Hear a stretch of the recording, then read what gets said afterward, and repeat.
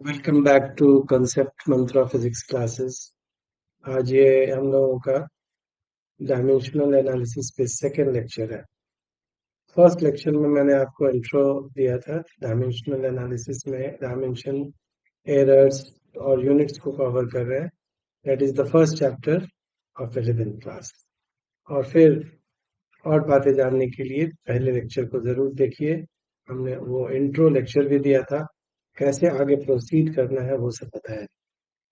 आज हम लोग शुरू कर रहे हैं वहां से जहां से हमने खत्म किया था पिछले लेक्चर को। हम लोग डायमेंशनल फार्मूला लिख रहे थे और लास्ट में हम लोगों ने डायमेंशनल फार्मूला प्रेशर का लिखा था। और हमने बताया था कि डायमेंशनल फार्मूला जो है वो एक रिलेशन है डिराइव फिजिकल क्वांटिटी का विद फंडामेंटल फिजिकल क्वांटिटी। अभी देख रहे हैं बोर्ड पे कि जो एम एल जो है एम है एंड इनवर्स है t-2 है। इसमें एम एल टी क्या है, ये फंडामेंटल फिजिकल क्वांटिटीज है। और ये रिलेट करके क्या बना है, प्रेशर। प्रेशर क्या है, डिराइव फिजिकल क्वांटिटी है। तो अगर एक ही डिराइव फिजिकल क्वांटिटी को फंडामेंटल के टर्म्स में एक्सप्रेस करते हैं विद सर्टेन पावर्स, तो उस फार्मूले के उस एक्सप्रेशन को डायमेंशनल फार्मूला बोलते हैं। और जो पावर है एम का यहाँ पर पावर कितना है, 1 है। एल का कितना है, -1 है। और टी का क्या है, -2 है। तो ये जितने पावर आप देख रहे हैं, ये पावर जो है हमारा डायमेंशंस का है। तो इसके आगे हम लोग डायमेंशंस लिखने जा रहे हैं, डायमेंशनल फार्मूला लिखने जा रहे हैं। तो अगला डायमेंशनल फार्मूला हम लोग एनर्जी का है। देखो, एनर्जी कोई भी type, any type, kinetic energy हो, केमिकल एनर्जी हो, पोटेंशियल एनर्जी हो, बहुत सारे, न्यूक्लियर एनर्जी हो, there may be so many types of the energy. But मैंने जैसे कहा, डायमेंशनल फार्मूले को टाइप से मतलब नहीं, उसको नेचर से मतलब है। तो किसी भी काइंड ऑफ एनर्जी का डायमेंशनल फार्मूला एक ही होगा, और that is the dimensional formula of the energy. तो अगर एनर्जी का डायमेंशनल फार्मूला जो है वो लिखेंगे, तो सबसे पहले हम लोग ये ऐसे भी लिख सकते हैं, एनर्जी क्या है, इक्विवेलेंट टू वर्क है। जितना वर्क करेंगे वही एनर्जी में स्टोर होगा। ठीक है। तो हम लोग वर्क जो है उसका डायमेंशनल फार्मूला जानते हैं कितना होता है। वर्क होता है क्या, फोर्स इंटू डिस्प्लेसमेंट होता है। तो फोर्स का डायमेंशनल फार्मूला पिछली क्लास में हमने आपको लिखा था, ml t-2। और ये एल हो गया, तो हमारा कितने के बराबर हो गया, ml2t-2 हो गया। अब ये एनर्जी का डायमेंशनल फार्मूला भी हो गया, ठीक है ना। तो किसी भी एनर्जी का डायमेंशनल फार्मूला अगर इसको ई से डिनोट करते हैं, तो एनर्जी का डायमेंशनल फार्मूला वर्क के डायमेंशनल फार्मूला के बराबर होगा। अब मान लो कि एनर्जी हमको काइनेटिक एनर्जी का डायमेंशनल फार्मूला लिखना है। काइनेटिक एनर्जी जानते हैं कि हाफ एम वी स्क्वायर है।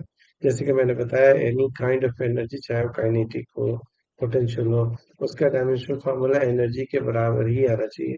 यानी कि ऑलरेडी जो एनर्जी का डायमेंशनल फार्मूला है, वही काइनेटिक एनर्जी का भी डायमेंशनल फार्मूला होना चाहिए। यहाँ लिख के देखते हैं, हाफ क्या है, न्यूमेरिकल वैल्यू है। न्यूमेरिकल वैल्यू का कोई डायमेंशन नहीं होता, तो मास का डायमेंशन लिख लेंगे। और इसके बाद से हम लोग वेलोसिटी का डायमेंशन LT-1 लिखेंगे और उसके ऊपर स्क्वायर कर देंगे। तो अगर इसको सॉल्व करते हैं तो क्या आता है, ml2t-2। तो आप देख सकते हैं कि काइनेटिक एनर्जी का भी डायमेंशन फॉर्मूला वही आया जो एनर्जी का डायमेंशन होगा। तो किसी आप मान लो कि पोटेंशियल एनर्जी का डायमेंशन फॉर्मूला लिख रहे हैं, इसको भी चेक कर लो तो भी आएगा। हम जानते हैं कि पोटेंशियल एनर्जी mgh होता है, तो m का तो m हो गया। जी क्या है, एक्सेलरेशन है। एक्सेलरेशन का डायमेंशन फॉर्मूला क्या होता है, LT-2। ठीक है। जिनको ये लेक्चर पहली बार देख रहे हैं, पहला लेक्चर नहीं देखा, तो उसको पहले लेक्चर जरूर देखें, क्योंकि हर लेक्चर एक दूसरे से लिंक्ड है। तो LT-2 और h क्या है, हाइट है। हाइट क्या है, लेंथ है। तो इसको अगर हम लोग देखेंगे, फिर अगेन वही आंसर है। तो अगर कोई पूछे कि what is the dimension formula of nuclear energy, आपको सोचने की भी जरूरत नहीं है, ml2t-2। What is the dimension formula of chemical energy, same, ml2t-2। ठीक है ना। तो इस तरह से हम लोग डायमेंशन फॉर्मूला को लिख सकते हैं। आगे डायमेंशन फॉर्मूले को भी लिख सकते हैं, जैसे मान लो कि मोमेंटम। मोमेंटम जो होता है उसको हम लोग बाद में डिटेल्स चैप्टर में पढ़ेंगे। इसको हम लोग पी से डिनोट करते हैं। ये मास और स्पीड का या वेलोसिटी का प्रोडक्ट होता है। ठीक है ना। तो मास जो है वो कितना हुआ, m। ठीक है। और स्पीड यानी कि वेलोसिटी कितना हो गया, LT-1। तो मोमेंटम का डायमेंशन फॉर्मूला क्या हो गया, mlt माइनस 1, और ये p से डिनोट करते हैं तो p का डायमेंशनल फॉर्मूला ये होगा, ठीक है ना। तो ये मोमेंटम का डायमेंशनल फॉर्मूला होगा। जैसे आपको फ्रीक्वेंसी का डायमेंशनल फॉर्मूला निकालना है, ठीक है। फ्रीक्वेंसी क्या होता है? फ्रीक्वेंसी नंबर ऑफ साइकिल्स पर सेकेंड, ये 1 अपॉन टाइम पीरियड होता है। टाइम पीरियड का रेसिप्रोकल कह सकते हो आप, रेसिप्रोकल होता है। अब टाइम तो टाइम है, फंडामेंटल फिजिकल क्वांटिटी है, तो टाइम का टाइम होगा, तो इसको क्या लिख सकते हो? टी इनवर्स लिख सकते हो। और जैसे कि मैंने बताया था कि इसको सीक्वेंस में रखने के लिए, थोड़ा सिमेट्रिकल बनाने के लिए, m0 s0 t-1 ना लिखो, कोई दिक्कत नहीं है, t-1 ही लिखो, लेकिन ऐसा लिखोगे तो देखने में अच्छा लगेगा, ठीक है ना। तो बहुत सारे बुक में इस तरह से लिखा रहता है, इसलिए मैंने बता दिया, ठीक है ना। तो और भी हम लोग देख सकते हैं, हमारा स्ट्रेस, स्ट्रेस जो है वो फोर्स अपॉन एरिया है, ठीक है ना। और जानते हो कि फोर्स अपॉन एरिया प्रेशर को भी कहते हैं। तो स्ट्रेस का डायमेंशनल फॉर्मूला कितना होगा? फोर्स, फोर्स हो गया t-2 M L t-2, area L2 हो गया। तो इसको अगर हम लिखेंगे तो कितना हो जाएगा? M L inverse t-2। तो ये स्ट्रेस का डायमेंशनल फॉर्मूला हो गया, ठीक है ना। इस तरह से स्ट्रेस में हम लोग लिख सकते हैं। स्ट्रेस का कोई सिंबल ले लीजिए, एस ले लीजिए। स्ट्रेन, स्ट्रेन जो होता है वो क्या होता है? वो कोई भी चीज का चेंज, जैसे मान लो कि change in length upon original length. तो चेंज इन लेंथ का क्या है? लेंथ तो है, चाहे चेंज हो या कुछ भी लेंथ हो, इसका डायमेंशनल फॉर्मूला एल है, और इसका भी डायमेंशनल फॉर्मूला एल है। तो इसका डायमेंशनल फॉर्मूला क्या हो गया? m0 l0 t0। ऐसे फिजिकल क्वांटिटी जिसमें कोई पावर ही ना हो, ना m का, ना l का, ना t का, और किसी का भी पावर नहीं हो, तो इसको हम लोग क्या बोलते हैं? Dimension less. तो स्ट्रेन जो है वो क्या है? Dimension less physical quantity, physical quantity. तो ऐसे बहुत सारे फिजिकल क्वांटिटी मिलेंगे जो डायमेंशन लेस भी होंगे। तो उसमें से strain is one of them, ठीक है। नेक्स्ट जो है, अगर हम लोग इसी से रिलेटेड एक टर्म है, यंग मॉडुलस। यंग्स मॉडुलस, ये यंग्स मॉडुलस हम लोग एक चैप्टर इलास्टिसिटी, वहां इसकी डिटेलिंग करेंगे। यंग मॉडुलस और कुछ नहीं, स्ट्रेस और स्ट्रेन का रेशियो, ठीक है ना। तो स्ट्रेस का अभी अभी आपने देखा ऊपर से, स्ट्रेस देखिए यहाँ पर लिखा हुआ है।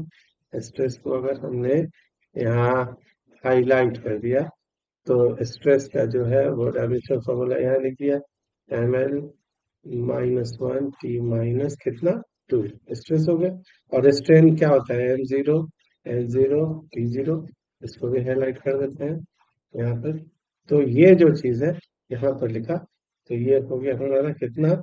M L inverse t-2। तो आप देख सकते हैं कि स्ट्रेस का डायमेंशनल फॉर्मूला भी वही है। जो इसको देख के क्या पता लग रहा है? इसको देख के ये पता लग रहा है कि बहुत ऐसे फिजिकल क्वांटिटी हो सकते हैं जिनके टाइप अलग है। जैसे स्ट्रेस जो है वो is different from what? Stress is different from young modulus, but you can see, though they are not two physical, same physical quantities, but still they have same dimension. तो हम लोग ये लिख सकते हैं यहाँ पर नोट में, क्या लिख सकते हैं? टू और more physical quantities में टू और मोर डिफरेंट फिजिकल क्वांटिटीज लिखना चाहिए था, और मोर different physical quantities, different physical quantities is, can have same dimension, same dimension। जैसे एग्जांपल में डाल है, प्रेशर, ठीक है, स्ट्रेस, फिर क्या? यंग्स मॉडुलस,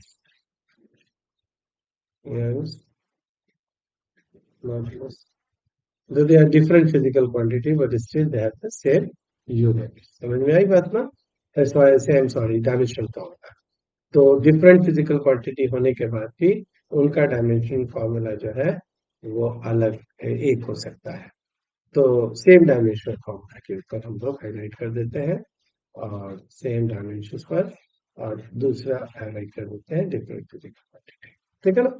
तो इस तरह से हम लोग देखते हैं कि ऐसा हो सकता है।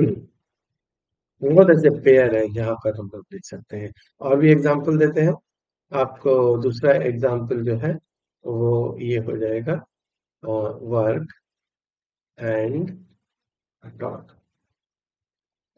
वर्क का तो अभी अभी हम लोगों ने डायमेंशनल फॉर्मूला ऊपर लिखा है, कितना ml/t-2। ठीक है, वर्क का डायमेंशनल फॉर्मूला फर्स्ट लेक्चर में लिखा। टॉर्क जो है वो क्या? टॉर्क जो है वो होता है फोर्स इनटू परपेंडिकुलर डिस्टेंस। ठीक है, किसी चीज को घुमाया जाता है, रोटेट किया जाता है, तो उसके पीछे जो रिस्पॉन्सिबल एजेंसी है वो टॉर्क। जैसे आप दरवाजा खोलते हैं तो खींचते हैं, पुल करते हैं या पुश करते हैं, तो दरवाजा रोटेट होता है अपने एक्सिस पर। तो उसके पीछे जो रिस्पॉन्सिबल है दरवाजे को घुमाने के लिए, वो क्या है? टॉर्क। तो टॉर्क को डिफाइन कैसे किया जाता है? Force into perpendicular distance. Force क्या होता है देख सकते हैं, ml/t-2। डिस्टेंस टू डिस्टेंस है, चाहे पैरेलल हो या परपेंडिकुलर हो, उसका एल हो जाएगा। तो इसको अगर आप ठीक से देखेंगे तो ml/t-2 आप देख सकते हैं। टॉर्क का डायमेंशनल फॉर्मूला वही है जो वर्क का है, although they are different physical quantities. ठीक है ना? तो ये जो टॉर्क एंड वर्क है, they represent different physical quantity. तो ये हमारी बातों को सब्सटेंशिएट कर रहा है कि डिफरेंट फिजिकल क्वांटिटी के डायमेंशनल फॉर्मूला सेम हो सकते हैं। इसके बहुत सारे एग्जाम्पल और आपको फिजिक्स में और आगे भी मिलेगा। ठीक है ना? तो आगे और भी हम लोग डायमेंशनल फार्मूला लिखते हैं। तो आगे सीक्वेंस में चलते हैं। 14 तक हम लोगों ने लिखा था, तो ये आपका 15 से शुरू करते हैं। एक फिजिकल क्वांटिटी आपको मिलेगा। अब ये आप पूछिएगा क्यों लिखवा रहे हैं? ये वो डायमेंशनल फार्मूला है जो डायरेक्टली, अभी तो आपकी फिजिक्स की शुरुआत हुई है, बहुत ऐसे फिजिकल क्वांटिटी है जिसके बारे में आपने पहले सुना भी नहीं, लेकिन अभी हमको डायमेंशन के लिए इन सारे फिजिकल क्वांटिटी के डायमेंशन की जरूरत पड़ेगी। तो इसलिए कम से कम कुछ एक फिजिकल क्वांटिटी जो बहुत इंपॉर्टेंट है, उनका डायमेंशन फॉर्मूला हमको आना चाहिए, लिखने आना चाहिए, डेफिनेशन आना चाहिए before we actually study them in different chapter. तो ये जो सरफेस टेंशन है, सरफेस टेंशन जो है वो एस से अगर डिनोट करते हैं तो सरफेस टेंशन होता है फोर्स पर यूनिट लेंथ। ठीक है ना? तो ये फोर्स पर यूनिट लेंथ जो है वो फोर्स क्या है? तो ये ml/t-2, और लेंथ क्या है? एल है, तो एल से एल कट गया तो हमारा कितना हो गया? mt-2। तो ये आपका डायमेंशनल फॉर्मूला जो है वो आ गया सरफेस टेंशन। ठीक है ना? तो इस तरह से सरफेस टेंशन का हमने जाना। सरफेस टेंशन क्या है? एक लिक्विड का सरफेस प्रॉपर्टी है जिसके चलते लिक्विड जो है वो एक झिल्ली मेम्ब्रेन की तरह बिहेव करता है। आपने देखा होगा कि जो बिल्कुल पानी, जो जमा हुआ पानी है, चाहे वो प्याले में हो या किसी टब में हो, बहुत दिनों तक छोड़ देते हैं, उसमें मच्छर क्रिएट हो जाता है, मच्छर पैदा हो जाते हैं, डेंगू के मच्छर उसी पे सर्वाइव करते हैं। तो how they survive on the water? Because water जो है वो एक मेम्ब्रेन की तरह बिहेव करता है। उसका सरफेस, पूरा वाटर नहीं, उसका सरफेस एक मेम्ब्रेन की तरह बिहेव करता है, जो छोटे मोटे वेट लाइक मच्छर का वेट, मॉस्किटोज या छोटे और इंसेक्ट्स हैं, उनके वेट को सपोर्ट कर लेता है। तो इस तरह से सरफेस टेंशन जो है रिस्पॉन्सिबल है breeding of the mosquitoes on the surface of the water. खासकर जो वाटर जहाँ स्टैग्नेट कर जाता है, जहाँ पे जमा हुआ पानी है, वहां पे ये लोग ज्यादा ब्रीडिंग करते हैं, बिकॉज सरफेस टेंशन का बिहेवियर फ्लोइंग वाटर में नहीं होता है, वो स्टैग्नेंट वाटर। ठीक है ना? तो इस तरह से हम लोग देख सकते हैं। और भी बहुत सारे हैं हमारे पास, जैसे कि आपका है ग्रेविटेशनल कांस्टेंट। ग्रेविटेशनल कांस्टेंट, ठीक है ना? तो ग्रेविटेशनल कांस्टेंट, तो ये चीज जो है आपने 9th क्लास में पढ़ा होगा। ये जो ग्रेविटेशनल फोर्स होता है बिटवीन टू मासेस, वो g m1 m2 बाई क्या होता है? r², where g is what? That is gravitational constant। ये हमारा यूनिवर्सल ग्रेविटेशनल कांस्टेंट भी कहते हैं, ग्रेविटेशनल कांस्टेंट। अब इसका डायमेंशन लिखना है, तो क्या करोगे? जी को यहीं छोड़ दो, बाकी सबको उधर ले जाओ, तो जी जो हो जाएगा वो कितने के बराबर हो जाएगा? G will be equal to F R square upon M Y, ठीक है ना? ये हो जाएगा। अब इसका डायमेंशन लिख सकते हैं हम लोग, बड़े आराम से लिख सकते हैं। जी का डायमेंशन फॉर्मूला है, एफ का क्या लिखोगे? M L T minus two लिखोगे। आर क्या है? लेंथ है, तो लेंथ का पावर टू हो जाएगा, ठीक है ना? और डिवाइडेड बाई दो बार मास है, तो एम का पावर टू हो जाएगा। तो इसको अगर हम सॉल्व करेंगे तो एम का पावर माइनस वन, एल का power three, T minus two. So इस तरह से डायमेंशन लिखने के लिए what you have to know, that is the definition of that particular physical quantity, ठीक है? तो डायमेंशनल फॉर्मूला क्या है? ये एक रिलेशन है, again I am repeating, between derive physical quantity and fundamental. अब डिराइव एंड फंडामेंटल क्या है, इसके लिए आप पहला लेक्चर दिया, वहां पर हमने विस्तार से सब सारी चीजों को बताया, ठीक है ना? बल्कि फिजिकल क्वांटिटी ही क्या है, ये सब सारी बातें आपको अपने बताई गई है, ठीक है? और भी आगे हम लोग लिखे, जैसे कि हमारा है coefficient of viscosity, coefficient of what? Viscosity. इसको हमें एक लेटर है ईटा, ईटा से डिनोट करते हैं, we call it eta, E T A, ठीक है ना? से डिनोट। कोएफिशिएंट ऑफ विस्कोसिटी क्या है? ये वाटर फ्रिक्शन है का इंडिकेटर है। जैसे मान लो कि कोई वाटर जो है बहुत ही थिक है, वाटर नहीं कह सकते, लिक्विड, जैसे कफ सिरप होता है, बहुत थिक होता है, गिर जाए जमीन पे तो जल्दी से नहीं फैलता। एक गिलास पानी अगर गिर जाए तो फटाफट फैल जाता है। क्यों ऐसा होता है? क्योंकि हर लिक्विड का कोफिशिएंट ऑफ विस्कोसिटी अलग अलग होता है। जैसे वाटर का कोफिशिएंट ऑफ विस्कोसिटी कम है, इसलिए जल्दी फैलेगा, मतलब उसमें फ्रिक्शन कम है। और अगर कफ सिरप है, मान लो उसका विस्कोसिटी ज्यादा है। टारकोल, टारकोल अगर जो सड़कों पे बिछाया जाता है सड़क बनाने के लिए, पक्का सड़क बनाने के लिए, उसकी viscosity is very very high. Tarcoal को आपने देखा, उसको फैलाने के लिए लिक्विड फॉर्म में पहले खूब गर्म किया जाता है, फिर भी नहीं फैलता है ठीक से। तो इसका मतलब है हाई विस्कोसिटी जितना होगा, it will take time to spread up. तो बहुत ऐसे लिक्विड होते हैं जो हाई विस्कस होते हैं, हाई विस्कस लिक्विड को समय लगता है पहुंचने। तो ये जो विस्कोसिटी है, उसका जो फॉर्मूला होता है वो होता है विस्कस फोर्स, इसको विस्कस फोर्स कहते हैं, ठीक है ना? Viscous force divided by area of the layer and what? D v by d, आइए डीवी बाई डी एक्स बताते हैं। इसको हम लोग वेलोसिटी ग्रेडियंट कहते हैं, डीवी बाई डी एक्स को वेलोसिटी। यहाँ पर वी क्या है? वेलोसिटी यानी कि स्पीड है, और एक्स क्या है? लेंथ, ठीक है ना? तो इसको हम लोग इसको डायमेंशनली कैसे लिखेंगे? तो एफ तो फोर्स है, तो फोर्स का dimension M L T minus two. और एरिया अभी बताया ऊपर, सब ये सब जो ऊपर लिख सके। अच्छा, डीवी मतलब वेलोसिटी, तो velocity L T minus one, और लेंथ तो ये एल, एल और एल तो एक नीचे कट गया, एक यहाँ से कट गया। तो अगर इसको सॉल्व करेंगे तो ईटा का जो डायमेंशन फॉर्मूला होगा वो M L inverse T inverse, ठीक है ना? तो आपको क्या करना है, इसको लिख के प्रैक्टिस करना है, ऐसे नहीं आएगा। हमेशा लिख के इसके डेफिनेशन को देख के और प्रैक्टिस करना है। जब इस तरह से आप लिखते रहेंगे, प्रैक्टिस करेंगे, तो उस तरह से होगा। और बहुत सारे ऐसे डायमेंशन हैं जिनको हम लोग ट्वेल्थ में वो फिजिकल क्वांटिटी बने, ये सारे वो फिजिकल क्वांटिटी हमने लिए हैं जो 11 से मेरा सरोकार था, ठीक है ना? अब कुछ एक ऐसी फिजिकल क्वांटिटी जो 12 से ले सकते हैं, ठीक है ना?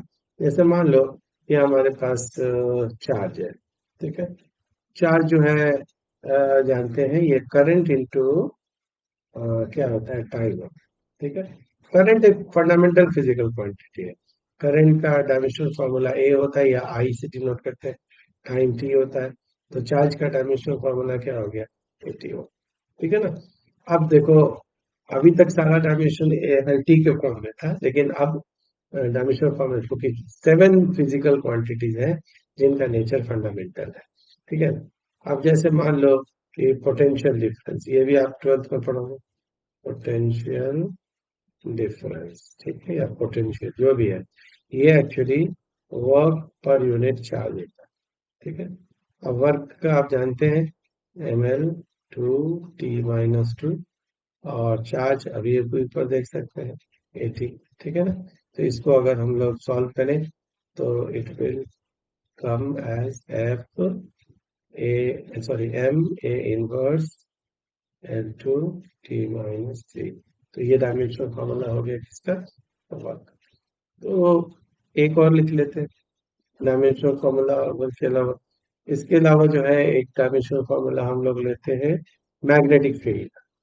मैग्नेटिक फील्ड, चलिए। तो मैग्नेटिक फील्ड, हालांकि जो डायमेंशनल फॉर्मूला पॉपुलर है, जो फ्रिक्वेंटली यूज होते हैं, वो हम देखते हैं। मैग्नेटिक फील्ड जो होता है वो क्या होता है, force upon charge into speed. तो हमारा फोर्स जानते ही है, M L T minus two, और चार्ज अभी अभी पढ़ा है एटी, ऊपर ही लिखा हुआ है इसी पेज पे है। और भी तो जानते ही है, velocity L T minus one हो गया हमारा, ठीक है ना। तो एक टी प्लस के साथ एक टी माइनस के साथ, तो यही एक कट गया, ये पर वन हो गया, ठीक है ना। और तो और एल से ये एक एल कट गया, तो आंसर कितना हो गया बताइए, M A inverse T minus two. तो ये हमारा डायमेंशनल फॉर्मूला। तो ये कुछ जो इलेवेंथ के बाहर निकल के ट्वेल्थ के भी, क्योंकि डायमेंशन एक ऐसा चैप्टर है जिसको हम 11 12 से नहीं जोड़ सकते, ये दोनों में कॉमन है, ठीक है ना। हालांकि ये आपको पढ़ाया गया है चैप्टर 11 में, बट नीट में या बहुत सारे ऐसे कंपटीशन है, जेई मेंस में, या जो रीजनल एग्जाम्स है, आपके स्टेट के इंजीनियरिंग के, उन सब में डायमेंशन से खूब क्वेश्चन आते हैं। नीट में तो 2 क्वेश्चन आता ही आता है आपके डायमेंशन से, और जेई में भी डायमेंशन से बहुत सारे क्वेश्चन आते हैं। तो ये एक कुल मिला के आसान तो है, लेकिन साथ साथ इम्पोर्टेंट भी है, ठीक है ना। तो इसको आपको टारगेट करना है, ताकि ये अच्छी तरह से चैप्टर आपकी तैयार हो, ठीक है। तो ये हमारे डायमेंशनल फॉर्मूला लेके हम लोग, अब देखिए, हम लोगों ने दो तरह की फिजिकल क्वांटिटी बताए थे। एक तो क्या, फर्स्ट क्लास में आपको बताया गया था कि एक फिजिकल क्वांटिटी जो है वो बेसिक फिजिकल क्वांटिटी, दूसरा वो 7 होते हैं नंबर, दूसरा ड्राइव फिजिकल क्वांटिटी। अब ये जितना भी आप लिख रहे हैं डायमेंशन, ये सब जितना भी है, कोफिशिएंट ऑफ विस्कोसिटी हुआ, या उसके ऊपर प्रेशर हुआ, टॉर्क हुआ, वर्क हुआ, चार्ज हुआ, ये सब जो है 7 के अलावा जितने भी फिजिकल क्वांटिटी, पोटेंशियल डिफरेंस हुआ, मैग्नेटिक फील्ड हुआ, ये सब क्या है, डेराइव फिजिकल क्वांटिटी है, ठीक है ना।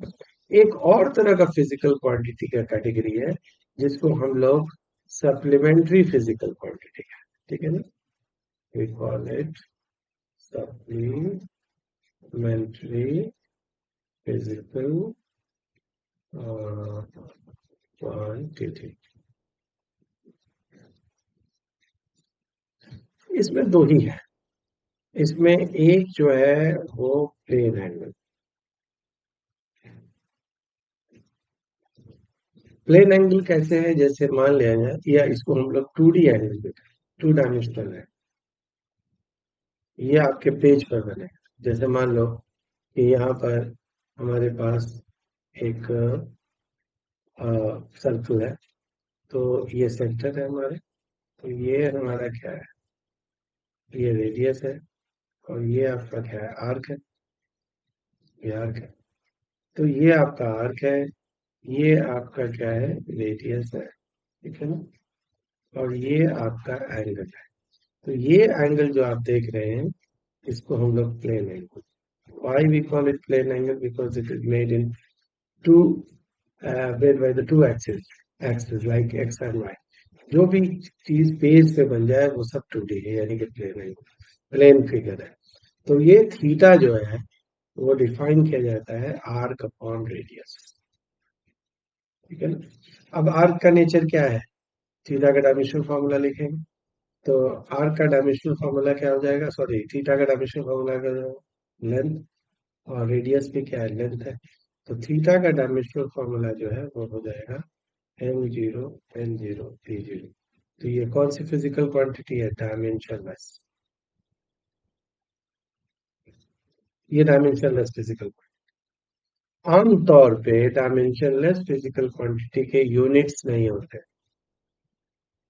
वो सबकी पावर 0 है, के जी एम का भी पावर 0 है, एल का भी पावर 0 है, लेकिन थीटा का यूनिट होता है, थीटा का जो यूनिट होता है वो क्या होता है, रेडियन। ठीक है ना? तो इसमें हम लोग क्या लिखेंगे, dimensionless, dimensionless but not unitless, not unitless. तो इसी वजह से इसको हम लोग एक स्पेशल कैटेगरी में डाल दिया जिसका नाम है सप्लीमेंट्री फिजिकल क्वांटिटी, जो डायमेंशन लेस तो है लेकिन यूनिटलेस नहीं है, इसके पास यूनिट है रेडियन। फिजिक्स में एंगल को हम लोग रेडियन से मेजर करते हैं। ठीक है ना? आपको ये बता दें कि पाई रेडियन जो होता है उसमें 180 डिग्री के बराबर होता है। पाई का मतलब 22/7 रेडियन। ठीक है ना? वो 180 डिग्री के बराबर, और 22/7 मतलब अप्रोक्सीमेटली 3.1 रेडियन जो है वो 180 डिग्री, 1 रेडियन जो है वो 180 डिग्री अपॉन 3.14 के बराबर होता है। ये अप्रोक्सीमेटली मेरे ख्याल से 57 के आसपास होता है। आप कैलकुलेट कर लेना, आई में भी हो सकता है थोड़ा कैलकुलेशन का प्रॉब्लम हो, लेकिन अप्रोक्सीमेटली 57 होना चाहिए, नहीं तो आप कैलकुलेट कर लेना इसमें। ठीक है ना? आपको करना क्या है, 180 को डिवाइड कर देना है 3.14 से, जो आएगा वही 1 रेडियन का वैल्यू डिग्री में हो। जहाँ तक मुझे याद आ रहा है कि मैं अभी आपके सामने डिवाइड नहीं कर रहा हूँ ये। तो ये पहला हमारा जो सप्लीमेंट्री फिजिकल क्वांटिटी था कैटेगरी ए में, वो था प्लेन एंगल, जिसको 2D एंगल कहते हैं। अगर हम लोग दूसरे टाइप का फिजिकल क्वांटिटी कंसीडर करें तो दूसरे टाइप का है, उसको सॉलिड एंगल का। सॉलिड एंगल मतलब 3D एंगल। ठीक है ना? अब ये 3D एंगल जो है उसको हम लोग ये है, 3D मतलब ये स्पेस में बनता है, मेड इन स्पेस।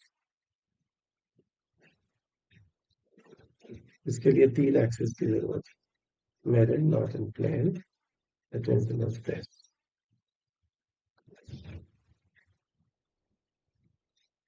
इसका सबसे अच्छा एग्जांपल है, आपने सॉफ्टी कॉर्न खाया होगा, ये सॉफ्टी कॉर्न। अब ये जो एंगल जो बन रहा है ये तो स्पेस में बन रहा है, इसको हम लोग हाँ ओमेगा कहते हैं। ठीक है? ये जो ओमेगा होता है ये हमारा सॉलिड है। अब ये आपका रेडियस होगा, और ये जो है वो area. Solid angle is defined as the area divided by radius plus. अब आप बताइए इसका हम यूनिट डायमेंशनल फॉर्मूला रखते हैं। एरिया का डायमेंशनल फॉर्मूला क्या होता है, L2 होता है, और आर का भी dimensional formula L2 are square है। तो ये भी डायमेंशन लेस निकलते हैं, M0 M0। ठीक है ना? बट इसकी यूनिट होती है अगेन, इसकी यूनिट का नाम है ST रेडियन। तो हमारे पास यूनिट है, लेकिन अगेन अगेन जो है ये क्या है, solid angle, solid angle is what, dimension less, not unitless, लेकिन ये यूनिटलेस है। तो इस तरह से हम लोग ये देखते हैं कि सॉलिड एंगल जो है वो हमारा और प्लेन एंगल दोनों मिलके they form a new category of physical quantity called supplementary physical quantity। यानी कि इससे हम एक नोट में लिख सकते हैं, हमारा वो नोट में क्या लिख सकते हैं कि a physical quantity, physical quantity physical quantity में भी dimensionless, but may not be units. इसका एग्जाम्पल वही है, कौन सा? Main angle and what? Solid angle. तो इसके ये एग्जाम्पल, ठीक है ना? तो इस तरह से हम लोग देखते हैं कि किस तरह से हम लोग ने सप्लीमेंट्री फिजिकल क्वांटिटीज को लिया। तो बेसिकली हमारे पास तीन फिजिकल क्वांटिटी आ गए। टाइप ऑफ फिजिकल क्वांटिटी में तीन टाइप है, तो उसकी समरी जो है वो हम बना देते हैं यहाँ पर। टाइप्स ऑफ फिजिकल क्वांटिटीज में हमारे पास तीन तरह के फिजिकल क्वांटिटी आ गए। क्या आ गया हमारे पास? हमारे पास आ गया आपका एक पहला कैटेगरी जो है वो आपका क्या है? पहला कैटेगरी जो है वो है बेसिक फिजिकल, बेसिक। दूसरा जो आपका कैटेगरी है वो क्या है? Derived physical quantity, derived physical quantity. और जो आपका तीसरा कैटेगरी है वो क्या है? Supplementary physical.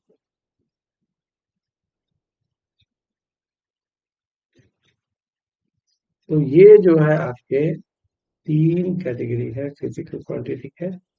तो हम लोग इन्हीं तीन कैटेगरी सारे फिजिकल क्वांटिटीज को हम लोगों ने क्लासिफाई किया है, राइट? तो ये क्लासिफिकेशन जो है आपको जानना होगा। फिर डायमेंशन फॉर्मूला लिखने आप आपको बता दिया है। डायमेंशन फॉर्मूला क्या होता है वो फिर से एक बार रिपीट कर देता हूं मैं। It is the relation between derived physical quantity and fundamental physical. What are the supplementary physical quantity? They are those physical quantity which are dimensionless but are unitless.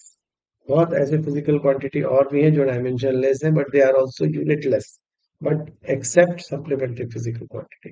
That's why इनकी एक category बनाएंगे हमारे, ठीक है ना?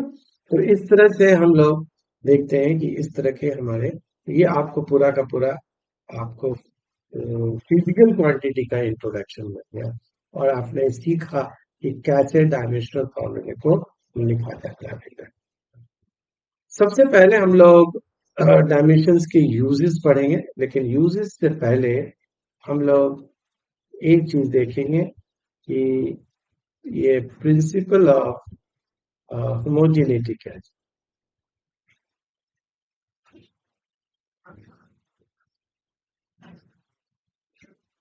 Principal of homogeneity is a very basic law of addition and subtraction.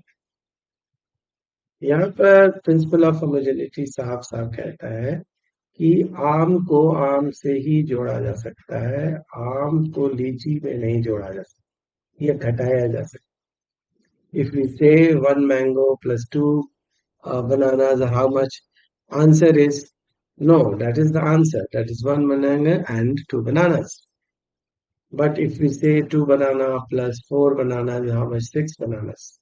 So meaning of addition and subtraction is only there, meaningful है जब वो सेम नेचर के हो। यही बातें लागू होती हैं फिजिकल क्वांटिटी। तो प्रिंसिपल ऑफ होमोजेनिटी कहता है कि to or more physical quantities can be added,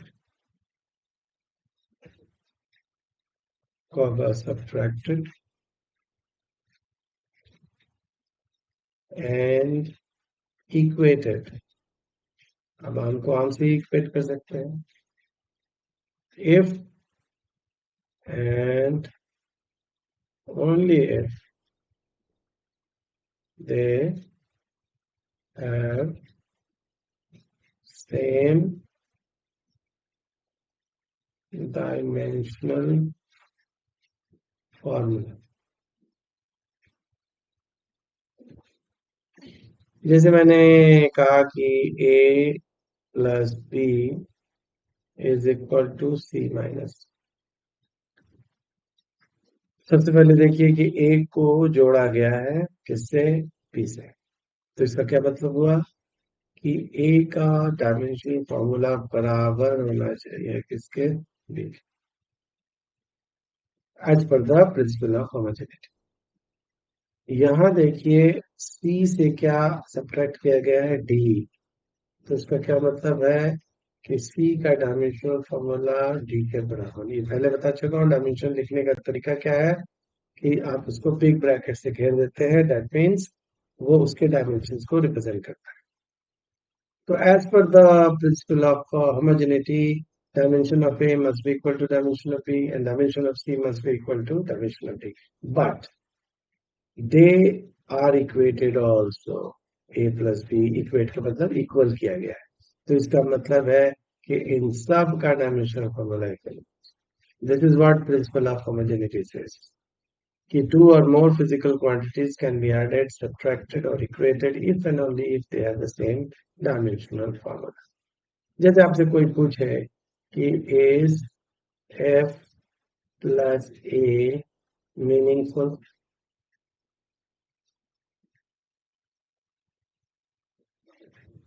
ठीक है, मीनिंगफुल,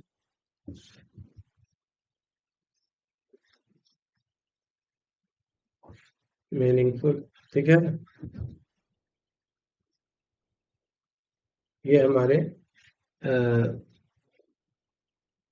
मीनिंगफुल है कि नहीं, तो आंसर है, चेक करते हैं। एफ का डायमेंशनल फॉर्मूला क्या है, फोर्स है, ठीक है ना। और ए एक्सेलरेशन है, तो डायमेंशनल फॉर्मूला क्या है, L T by. So dimensional formula of F is not equal to dimensional formula of F. So F plus A is not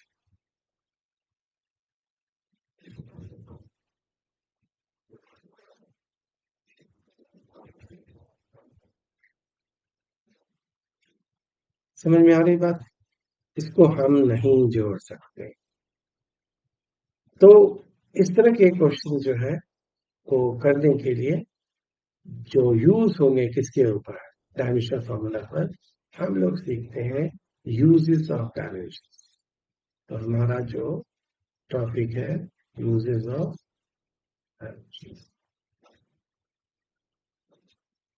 ठीक है। अब यूजेस ऑफ डायमेंशंस में सबसे पहले है to check accuracy of physical relation. किसी भी physical relation का एक्यूरेसी जो है वो कैसे चेक करें। जैसे आपको दिया हुआ है एक फिजिकल रिलेशन क्या है, relation between various physical quantity. जैसे S is equal to U T plus half A T. इसको क्या बोलेंगे, a physical relation, physical relation. Various physical quantity के बीच के रिलेशन को हम लोग फिजिकल रिलेशन बोलते हैं। जितने भी आप फिजिक्स में फॉर्मूले सुन चुके हैं या सुनेंगे, that's like F is equal to M A, या force centripetal force is equal to M B square by R, whatever, V is equal to U plus A T, कोई भी लॉ, कोई भी formula, they are all physical relation. what they are relation between the various physical quantities। अब इसकी accuracy check करते हैं ये सही है कि नहीं है। तो आपको कॉमन है, 9 क्लास से पढ़ते आ रहे हैं, ये तो पता है सही है। लेकिन डायमेंशन के मदद से हम चेक कर सकते हैं कि सही है या नहीं। अब बताइए कि यहाँ पर यूटी को जोड़ा गया किससे, हाफ ए टी स्क्वायर से। तो यूटी का डायमेंशनल फॉर्मूला किसके बराबर होना चाहिए, half A T square, as per the principle of homogeneity. फिर इन दोनों को जोड़ के एस से इक्वेट किया गया है, तो एस का डायमेंशनल फॉर्मूला भी बराबर होना चाहिए, they can be added, subtracted और इक्वेटेड। अब चेक करते हैं एस क्या है, लेंथ है तो लेंथ हो गया। यू टी क्या है, यू क्या है, वेलोसिटी है U, L T minus one into T. फिर हाफ तो न्यूमेरिकल वैल्यू का कोई डायरेक्शनल फॉर्मूला नहीं, A acceleration L T minus two, और ये क्या है 32 है। इसको सॉल्व करेंगे तो ये एल आ गया, ठीक है ना, ये भी एल आ गया है, या ये भी एल आ गया। तो हम लोग क्या बोलेंगे कि ये जो है हमारा इज डायमेंशनली करेक्ट।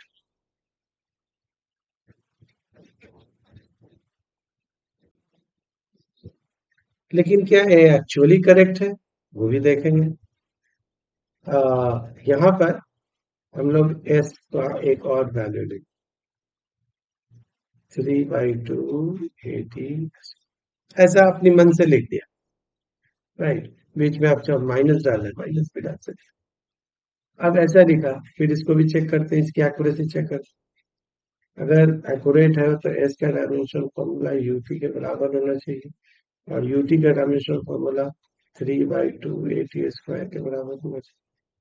चेक करते हैं एस क्या लेंथ है, तो ये एल होगा, you L T minus one into T, ठीक है ना। और 3/2 न्यूमेरिकल वैल्यू का कोई डायमेंशन फॉर्मूला नहीं होता, तो L T minus two into T two. आप सरप्राइज टू सी कि ये सही बता रहा है, बट ये डायमेंशनली करेक्ट है, तो यस डायमेंशनली करेक्ट है। लेकिन क्या एक्चुअली करेक्ट है, नहीं, क्योंकि आप जानते हैं नॉट एक्चुअली करेक्ट। जब यही एक्चुअली करेक्ट है तो फिर हाफ एटी स्क्वायर क्यों होता, नॉट एक्चुअली। इसका क्या मतलब, एक physical relationship is dimensionally correct, it may और may not be actually correct. You can see it is dimensionally correct, but not actually correct. But a physical relationship which is actually correct must be dimensionally correct. यानी कि एक physical relationship जो dimensionally correct है। अब dimensionally correct और actual relation में क्या फर्क है, क्योंकि फिजिकल क्वांटिटी में डायमेंशनली चीजों को इक्वल डायमेंशन के ही जोड़ा या घटाया जा सकता है या इक्वेट किया, ये बात सही है। लेकिन एक्चुअल फिजिकल रिलेशनशिप में सिर्फ फिजिकल क्वांटिटी के अलावा कांस्टेंट का भी रोल होता है, जैसे half A T square, half M V square में हाफ देखिए, में काइनेटिक एनर्जी का फॉर्मूला एमवी स्क्वायर नहीं है, हालांकि डायमेंशन को सिर्फ एमवी स्क्वायर समझता है, लेकिन वहां हाफ एमवी स्क्वायर है। तो एक्चुअल फिजिकल रिलेशनशिप में कंटेन सम न्यूमेरिकल वैल्यू, लेकिन डायमेंशन की एक लिमिटेशन कह लो कि वो न्यूमेरिकल वैल्यू की डायमेंशंस नहीं होती है, इसलिए वो रियोगनाइज नहीं कर पाए, ठीक है ना। तो हम लोग ये क्या लिखेंगे कि a physical relation which is dimensionally correct may or may not be actually correct, ठीक है, actually correct, ठीक है ना, may not be actually correct, but if it is actually correct, it must be dimensionally correct।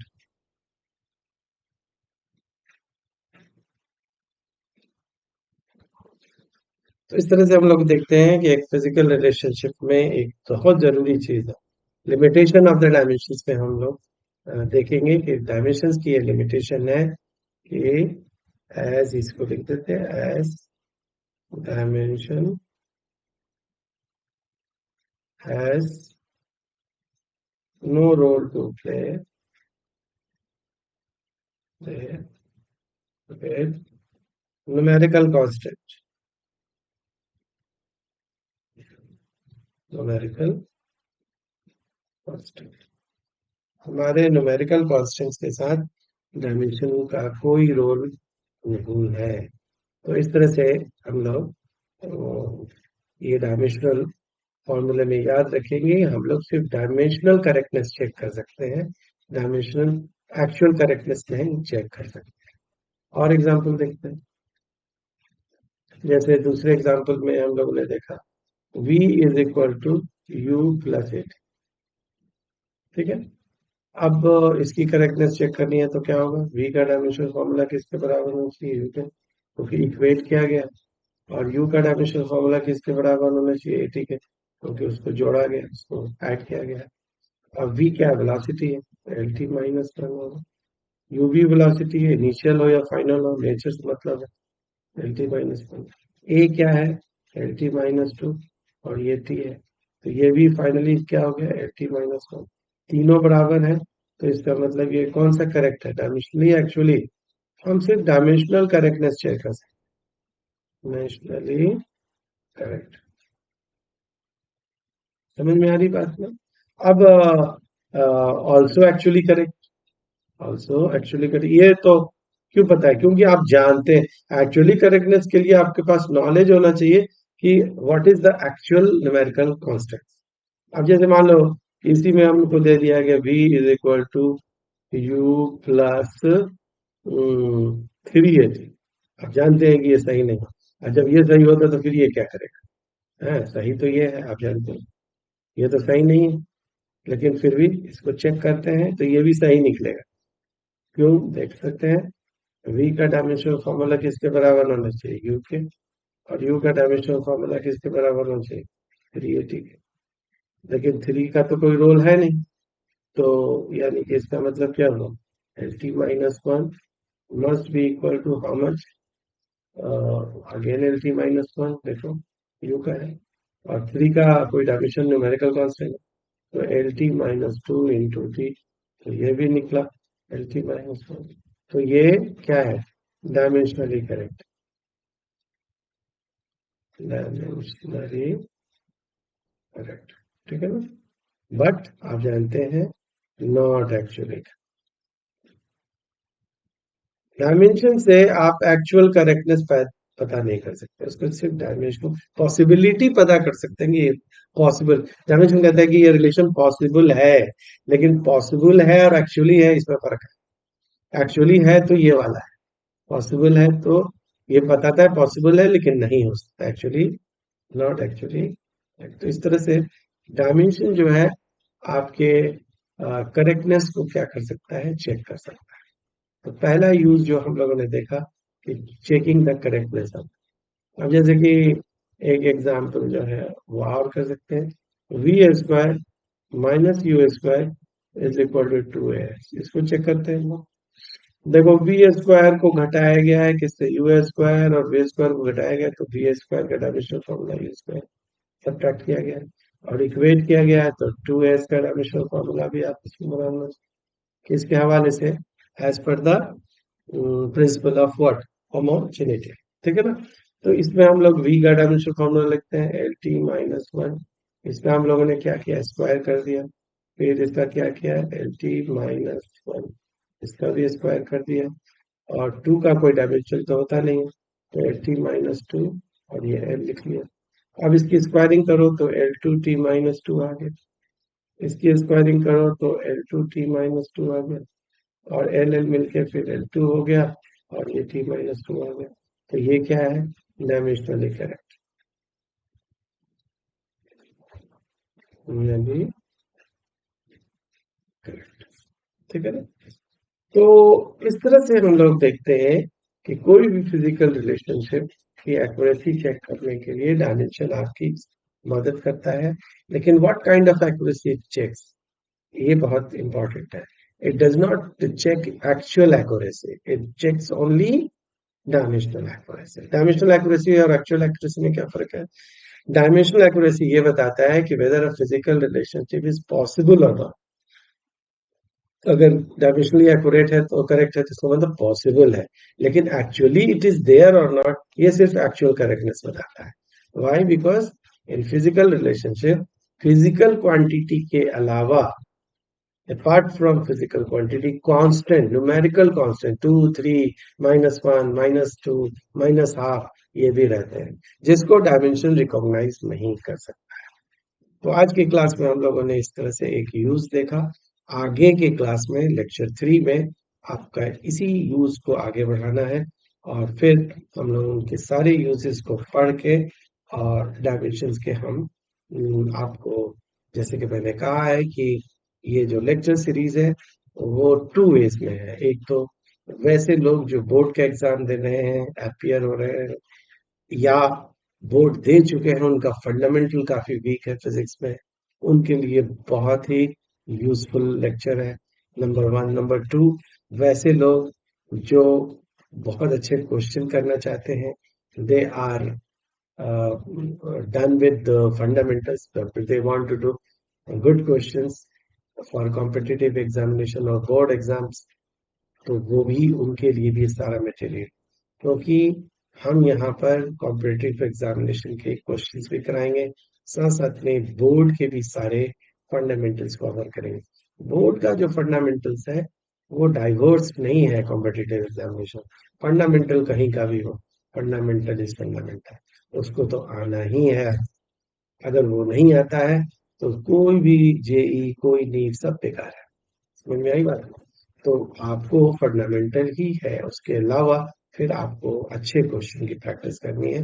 उसके ऊपर आपको, तो वो भी आपके मटेरियल में, तो हम लोग जैसे जैसे इसको करते जाएंगे उसके हम लोग एडवांस क्वेश्चन भी साथ साथ में लेते जाएंगे. ठीक है?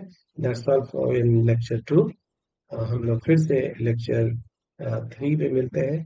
तब तक आप जो भी देख रहे हैं, जो भी व्यूअर्स हैं, I request them, all of them to subscribe, ताकि आपके पास नोटिफिकेशन आए.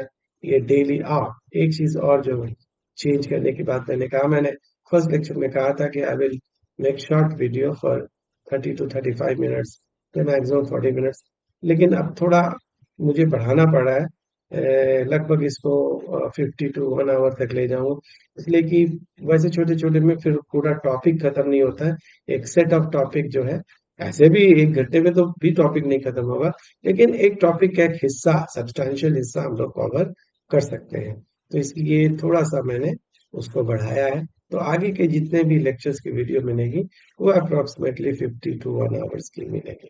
ठीक है? तो आगे मिलते हैं हम लोग नेक्स्ट क्लास. तब तक मेरे चैनल्स को सब्सक्राइब कीजिए, और जो भी बच्चे हैं जो अफोर्ड नहीं कर सकते हैं बिग कोचिंग्स को, या जो घर से उनके पास टाइम नहीं है बड़े कोचिंग्स में जाने का, या किसी भी कोचिंग में जाने का, वो प्लीज. और मैं अपना व्हाट्सएप नंबर भी दे रहा हूँ, इस व्हाट्सएप पर आप व्हाट्सएप कर सकते हैं. कोई भी डाउट्स हो उस डाउट्स को भी कर सकते हैं. ये मेरा व्हाट्सएप नंबर है.